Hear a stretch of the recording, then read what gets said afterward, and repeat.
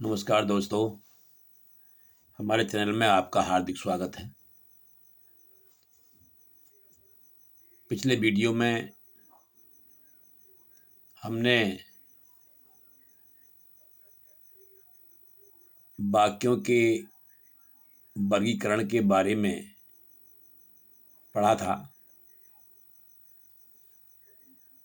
ये वाक्यों का वर्गीकरण कितने प्रकार से होता है, तो इसमें जिसमें कि एक रचना के आधार पर और एक अर्थ के आधार पर था। रचना के आधार पर मैंने आपको वाक्यों के बारे में बताया। आज मैं आपको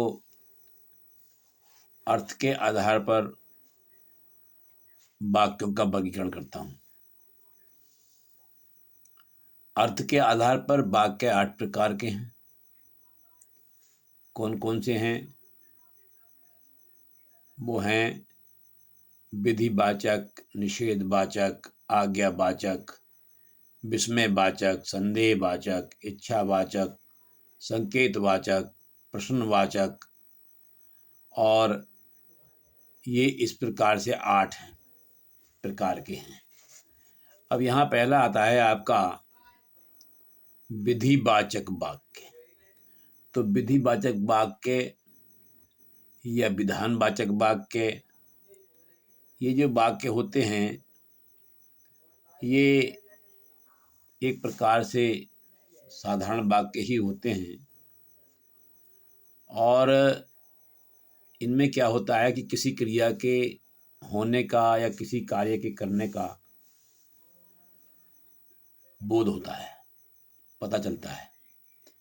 जैसे कि शेर गुफा में रहता है, या यह विचार सभी को स्वीकार है।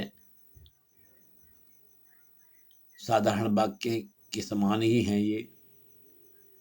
दूसरा होता है निषेधवाचक वाक्य। ये वे वाक्य होते हैं जिनमें किसी कार्य के ना होने का बोध होता है। जैसे कि राजू प्रतिदिन नहीं नहाता है, मैं अब घर नहीं जाऊंगा। तो यहाँ पर जो है ये नकारात्मकता वाक्यों में मिलती है। तो ये जो वाक्य होते हैं ये होते हैं निषेधवाचक वाक्य। इसके बाद में अगला आता है आज्ञावाचक वाक्य। आज्ञावाचक वाक्य जैसा कि नाम है आज्ञावाचक, तो ये वे वाक्य होते हैं जिनमें कि किसी के द्वारा कोई आज्ञा देना या उपदेश देना या किसी के द्वारा किसी से प्रार्थना करने का बोध होता है। जैसे कि तुम इधर बैठो, ये आज्ञा हो गया। कृपया सभी अपना कार्य करें, ये प्रार्थना हुई।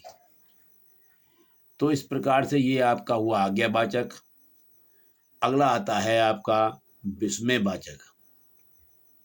विस्मयवाचक वाक्य ये वे वाक्य होते हैं जिनमें किसी ऐसी आकस्मिक घटना के बारे में या चौंकाने वाली बात हो जिससे किसी प्रकार का विस्मय, हर्ष, दुख, आश्चर्य, क्रोध आदि का बोध होता हो। जैसे कि वाह कितना सुंदर बगीचा है, ये चौंकाने वाली बात। अरे चोर तो भाग गया।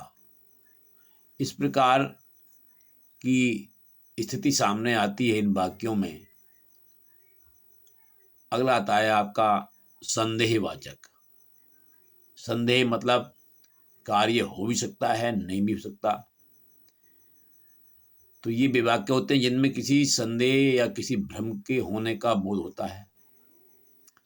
वह चला गया होगा, मतलब जरूरी नहीं है कि वो चलाएगा, अनुमान लगाया जा रहा है कि वह चला गया होगा, यहाँ संदेह है, हो सकता है ना भी गया हो।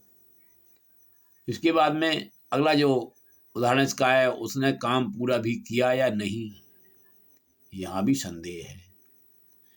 तो कहने का मतलब ये है कि संदेहवाचक में कार्य के पूरे होने में संदेह दिखाई देता है। इच्छावाचक, इच्छावाचक भी कौन से कार्य हैं, कौन से वाक्य हैं? ये वे वाक्य होते हैं जिनमें इच्छा, कामना तथा आशीर्वाद का बोध होता है। जैसे कि ईश्वर आपका कार्य सफल करे।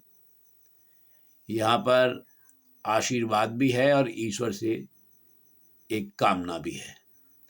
आपका लक्ष्य पूर्ण हो, ये भी किसी की इच्छा भी हो सकती है। तो इस प्रकार के वाक्य जो आते हैं वो इच्छावाचक में आते हैं। इसके बाद में आता है आपका संकेतवाचक वाक्य। संकेतवाचक वाक्य कौन से वाक्य हैं? ये वे वाक्य हैं जो किसी के कार्य के होने का संकेत देते हैं, इशारा करते हैं। जैसे जो परिश्रम करेगा वही सफल होगा, ये संकेत है, ये एक इशारा है। अगर वर्षा होगी तो फसल भी अच्छी होगी, ये भी संकेत है। वर्षा होगी तो फसल अच्छी होगी। तो इस प्रकार से ये आपका संकेतवाचक वाक्य हुआ। अब आता है आपका प्रश्नवाचक। तो प्रश्नवाचक वाक्य जो हैं ये वे वाक्य होते हैं जिनमें कि किसी से कोई प्रश्न करने का बोध दिखाई देता है। पता लगता है कि यहाँ कोई प्रश्न पूछा जा रहा है, जैसे कि आप कहाँ रहते हैं, राजू घर कब जाएगा, तुम कल क्या करोगे, वहाँ कौन रहता है।